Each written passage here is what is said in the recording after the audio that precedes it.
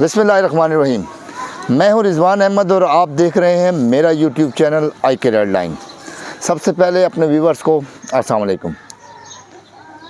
حضرت موسیٰ علیہ السلام نے جب اللہ تعالیٰ سے کلام کرتے تھے تو ایک دفعہ انہوں نے اللہ تعالیٰ سے پوچھا کہ اے یا رب، جب آپ ناراض ہوتے ہیں تو اس کی کیا نشانیاں ہوتی ہیں؟ تو اللہ تعالیٰ نے فرمایا موسیٰ، جب میں ناراض ہوتا ہوں تو میں بے وقت بارشیں دیتا ہوں، جب میں ناراض ہوتا ہوں تو میں بے ایمان کرپٹ جابر حکمران دیتا ہوں، اور جب میں ناراض ہوتا ہوں تو اس ملک کا جو انصاف کا نظام ہوتا ہے وہاں پر کرپٹ لوگوں کو بٹھا دیا جاتا ہے۔ آج پاکستان کے اندر سیم حالات چل رہے ہیں۔ پاکستان میں بے موسمی بارشیں ہو رہی ہیں جس سے غریب کسانوں کی کھڑی فصلیں تباہ ہو رہی ہیں۔ پاکستان کے اندر بے ایمان، پاکستان کی تاریخ کے بدترین حکمران اس وقت نافذ العمل ہیں، جنہوں نے 650 روپے آٹے کا تھیلا پہلے 1180 کا کیا اور اس کے بعد اس کو فری کر کے لوگوں کی جانیں تک لیں۔ مطلب آج پاکستان میں جو پاکستان کی عوام ہے وہ ایک آٹے کے تھیلے کے لیے اپنی ماں بھی اس کے اندر فوت ہو رہی ہے، اس میں باپ بھی فوت ہو رہا ہے، بھائی بھی، بہن بھی، مطلب روزانہ 10-15 کے حساب سے موتیں ہو رہی ہیں صرف بھگ دڑ مچنے کی وجہ سے کہ مفت آٹا کسی نہ کسی طریقے سے مل جائے۔ آخر ہم اس نہج تک آئے کیسے؟ یہ سارے کا سارا جو نظام ہے یہ اس ڈگر تک پہنچا کیسے، اس جگہ تک کیسے آیا؟ بیسکلی جو ہمارے حکمران تھے وہ شروع سے ہی بغاوت کرتے تھے، کس کے ساتھ؟ شریعت کے ساتھ۔ وہ شروع سے ہی بغاوت کرتے تھے اور منافقوں والی زندگی گزارتے تھے۔ آج بھی پاکستان کے اندر ایک سب سے بڑی منافقت کی گئی کہ آج جب میں یہاں پر بیٹھ کے آپ سے بات کر رہا ہوں تو آپ اسرائیل کو ہم نے آج تجارت سٹارٹ کر دی، ہمارا کنٹینر اسرائیل کی سرحدیں پار کر کے وہاں پر چلا گیا، ہمارے یہاں سے تجارت وہاں پر شروع ہو گئی، حالانکہ جب تک بیت المقدس کو آزاد نہ کیا جائے، جب تک فلسطینیوں کا ان کا حق نہ دیا جاتا، یہ کام نہیں ہونا چاہیے تھا۔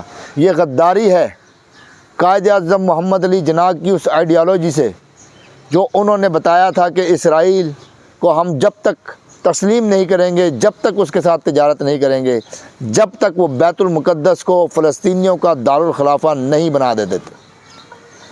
یہ غداری ہے ان فلسطینیوں سے جنہوں نے لاکھوں کی تعداد کے اندر شہید ہو کر اس تحریک کو زندہ رکھا ہوا ہے۔ یہ غداری ہے ان شہداء کے وارثان سے جو آج بھی ان شہداء کی تحریک کو لے کر زندہ ہیں۔ یہ غداری ہے ہر اس مسلمان سے جو بیت المقدس سے پیار کرتا ہے۔ یہ منافقت ہے ہر اس مسلمان سے جو بیت المقدس کو آزاد کروانا چاہتا ہے۔ یہ غداری، یہ منافقت ہر اس شہید بچے سے ہے جو فلسطین میں اسرائیلیوں کا ظلم اور بربریت کا نشانہ بنا۔ کیا آج کے حکمران جو اس بات کا جواب دینے سے قاصر ہیں؟ میرے پاس کچھ تفصیلات ہیں، میں وہ بھی آپ کے ساتھ شیئر کرتا ہوں کہ سب سے پہلے اسرائیل کا دورہ کب، کیسے اور کہاں کیا گیا۔ اسرائیل کا دورہ نواز شریف کے دور میں 2015 کے اندر مولانا اجمل قادری صاحب اس وقت کے مذہبی امور کے وزیر ہوا کرتے تھے، اور ان کا تعلق جس جماعت سے ہے میں اس جماعت کا بھی یہاں پر ذکر کرنا چاہوں گا، اور ساتھ اس جماعت کے جو سربراہ ہیں میں ان کا بھی ذکر کرنا چاہوں گا۔ جی ہاں، مولانا اجمل قادری صاحب اس وقت کے مذہبی امور کے منسٹر ہوا کرتے تھے۔ باقاعدہ ایک وفد یہاں سے امریکہ جاتا ہے اور امریکہ سے اسرائیل جاتا ہے، اور وہ اس وفد کی قیادت کرتے ہیں، اور مولانا اجمل قادری صاحب کو جو تعلق تھا وہ مولانا فضل الرحمان صاحب کی جماعت JUI سے تھا۔ یہ وہی مولانا فضل الرحمان ہے جن کا منہ نہیں تھکتا عمران خان کو یہودی ایجنٹ کہتے ہوئے۔ یہی وہی مولانا فضل الرحمان ہے جو عمران خان کے اوپر غلیظ الزامات لگاتے ہیں۔ یہ وہی مولانا فضل الرحمان ہے جنہوں نے ایک باقاعدہ کمپین بنا کر جمائمہ کو بدنام کرنے کی کوشش کی، حالانکہ انہوں نے اسلام قبول کر لیا تھا۔ اور ان کے جتنے بھی حواری ہیں جو ان کے ساتھ ہیں، جو ان کے بچے ہیں، وہ مولانا اسد الرحمان صاحب، اسد اللہ کیا نام ہے، انہوں نے بھی، اور بے تحاشا جو ان کے حمداللہ، وہ سارے کے سارے صرف ایک کمپین چلاتے تھے کہ عمران خان یہودی ایجنٹ ہے۔ آج اللہ تعالیٰ نے ان سارے یہودی ایجنٹوں کا پردہ فاش کر دیا۔ وہ جس کو یہودی ایجنٹ کہا جاتا تھا، اس نے اسرائیل کے ساتھ تعلقات استوار نہ کرنے کی سزا یہ کھائی کہ اس کو 9 اپریل 2022 کو اپنی گورنمنٹ قربان کرنی پڑی، کیونکہ یہ ایک رجیم چینج آپریشن کا حصہ ہے۔ یہ جو آج اسرائیل کے ساتھ ہماری تجارت شروع ہوئی ہے، عمران خان صاحب جب وزیر اعظم تھے وہ کئی بار بتا چکے تھے کہ میرے اوپر پریشر ہے کہ میں اسرائیل کے ساتھ تعلقات بحال کروں، ان کے ساتھ تجارت کروں اور وہاں کے پاسپورٹ کو وہاں کے لیے پاسپورٹ بھی آن کروں، لیکن عمران خان صاحب نے اس پریشر کو نہیں لیا۔ اس پریشر کو نہ لینے کے ہوتے ہوئے عمران خان نے وزیر اعظم شپ سے علیحدہ ہونا بہتر سمجھا، بجائے اس کے کہ وہ بھی بیت المقدس کے ساتھ غداری کرتے، وہ بھی ان فلسطینی شہیدوں کے ساتھ غداری کرتے، ان فلسطین شہیدوں کے وارثوں کے ساتھ غداری کرتے جنہوں نے اس تحریک کے اندر اپنا خون دیا، اپنی مائیں، اپنی بہنیں، اپنے بیٹے، اپنے والدین، اپنے والد، اپنے بچے قربان کیے۔ لیکن کیونکہ اس وقت کی حکومت جو پاکستان کے اندر مسلط ہے، وہ پاکستان میں بھی پاکستانیوں کے ساتھ بھی اسی طرح کا سلوک کر رہی ہے جس طرح اسرائیلی فلسطینیوں کے ساتھ کرتے ہیں، جس طرح کشمیر میں انڈین فوج کشمیریوں کے ساتھ کرتی ہے، تو ان کو صرف اور صرف پیسہ نظر آتا ہے۔ کیا پاکستان کے اندر جو یہ تجارت کنٹینر گیا، اس کے اوپر کوئی سوال اٹھے گا؟ کیا یہ فیصلے اس موجودہ کابینہ نے کیے تھے؟ اگر موجودہ کابینہ نے یہ فیصلے کیے تھے تو اس کی ڈیٹیل سامنے لائی گئے۔ اگر موجودہ کابینہ یہ فیصلے نہیں کر سکتی اور وہ کہتی ہے کہ ہم نے نہیں کیے، تو پھر ایسی کون سی طاقت ہے جو پاکستان کی پارلیمنٹ سے بھی اوپر ہے، جو پاکستان کی الیکٹڈ ممبران سے بھی اوپر ہے، اور وہ اسرائیل کے ساتھ تجارت کرنا چاہتی ہے، اسرائیل کے ساتھ اپنے رابطے استوار کرنا چاہتی ہے؟ وہ کون لوگ ہیں؟ ان کو سامنے آنا چاہیے۔ کیا یہ مسلمان ملک جو اسلامی جمہوریہ پاکستان ہے، کیا یہ اب اسرائیلیوں کو کھانے پینے کی چیزیں پرووائڈ کرے گا؟ وہ اسرائیلی جو ہمارے فلسطین بھائیوں کا پانی بند کرتے ہیں، وہ اسرائیلی جو ہمارے فلسطین بہنوں کے سروں سے دوپٹے کھینچتے ہیں، وہ اسرائیلی جو ہماری ماؤں کی عزت کی بے حرمتی کرتے ہیں، وہ اسرائیلی جو ہمارے بزرگوں کی توقیر کو زمین میں رون دیتے ہیں، وہ اسرائیلی جو ہمارے بچوں کے اوپر شفقت کے بجائے سیدھے گنے تان کے ان کو گولیاں مارتے ہیں، معصوموں کو، وہ اسرائیلی جو فلسطین کے لوگوں کا پانی، بجلی، گیس، کھانا پینا، قرآن عبادات کو بند کرتے ہیں، نماز نہیں پڑھنے دیتے، قرآن کی تلاوت نہیں کرنے دیتے، اب ہم ان کو ایز اے پاکستانی اسلامی جمہوریہ پاکستان موجودہ وزیر اعظم شہباز شریف صاحب کی قیادت میں ہم ان اسرائیلیوں کو کھانے پینے کی چیزیں دیں گے کہ آپ یہ کھائیں، یہ چیزیں پئیں، اس سے انرجی لیں، اور ہمارے مسلمان بھائیوں کے اوپر چڑھ دوڑیں، ان کے اوپر گولیاں ان کے اوپر برسائیں، ان کے اوپر آنسو گیس کی شیلنگ برسائیں، ان کو شہید کریں اور ہماری بہنوں کی عزت وہاں پر نیلام کریں، فلسطینی بہنوں کی عزت لوٹیں، ماؤں کے دوپٹے کھینچیں۔ یہ موجودہ گورنمنٹ جواب دے کہ انہوں نے ایسا کون سا فائدہ اٹھایا جس کی وجہ سے آج اسرائیل کے ساتھ تجارت کرنے جا رہے ہیں اور وہاں پر کنٹینر بھیجے گئے۔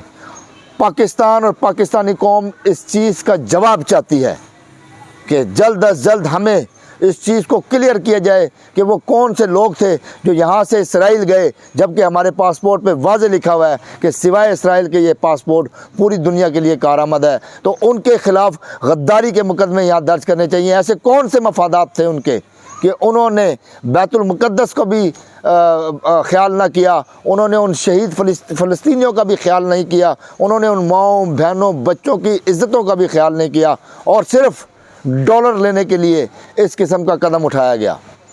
ہم ڈیمانڈ کرتے ہیں پاکستان کی اس عدلیہ سے کہ اس چیز کا نوٹس لیں اور اس چیز کے اوپر جواب طلب کیا جائے کہ ایسی کون سی طاقت ہے جو ہمیں اسرائیل کے ساتھ تجارت کرنے پہ مجبور کر رہی ہے۔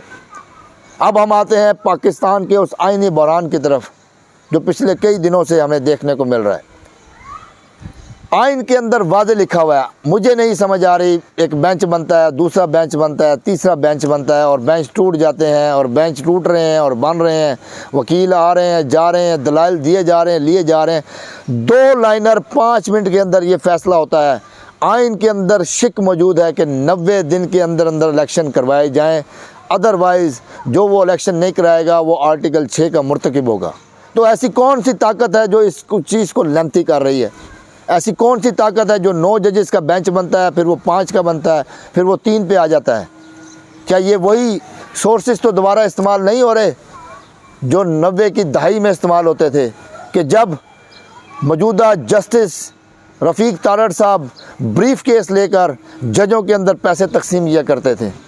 اس وقت بھی تارڑ فیملی نے پاکستان کی عدالتوں کے اوپر حملہ کیا، فزیکلی بھی، اور رشوت دے کر ججوں کو خریدنے کی بھی کوشش کی۔ آج بھی وہی بدنام زمانہ تارڑ فیملی دوبارہ سپریم کورٹ کے اوپر حملہ آور ہے۔ یہ وہی پی ایم ایل این ہے جس نے 1997-98 میں سپریم کورٹ کے اوپر چڑھائی کی تھی اور ان کی عمارتوں پہ چڑھ کر سپریم کورٹ کو جوتے مارے تھے، اور وہاں اندر موجود ججز اور سپریم کورٹ کا جو سٹاف تھا اس نے بھاگ کے جان بچائی تھی۔ آج ایک مرتبہ پھر اس سو موٹو کے خلاف جو یہ باتیں کی جا رہی ہیں، کیا 9 اپریل کو لیے جانے والا سوٹو 9 اپریل 2022 کو لیے جانے والا سو موٹو جائز تھا؟ اگر وہ جائز تھا تو یہ سو موٹو بھی جائز ہے۔ اگر یہ سو موٹو ناجائز ہے تو وہ سو موٹو بھی ناجائز تھا۔